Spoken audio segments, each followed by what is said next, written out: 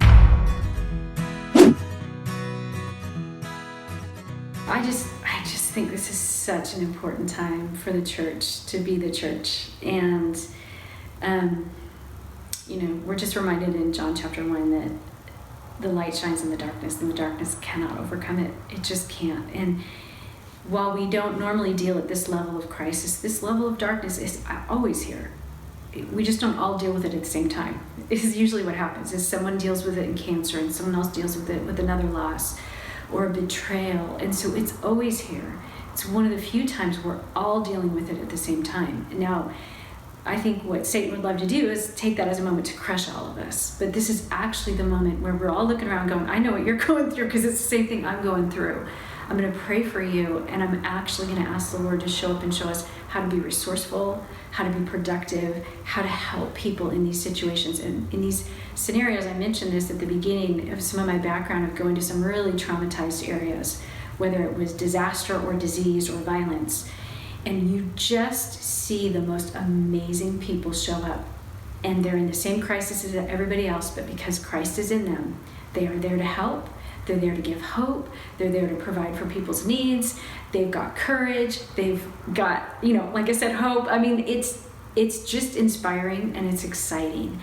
And so because we've always served the God of the universe, He's always been in control. The truth is there's always been trauma and disaster around us. We've just sometimes personally been shielded by it. And so the fact that it's hit us personally doesn't mean God has changed. He's still God.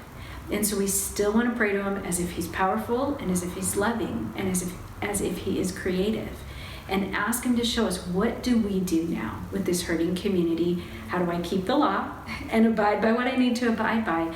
But how do I show up with a spirit of generosity? The God who has given me everything has given me the ability to reach out to people. So how do I find a way to take what I've been given and continue to give that out to others, especially people who are hurting? And we know Jesus came for the widow and the orphan.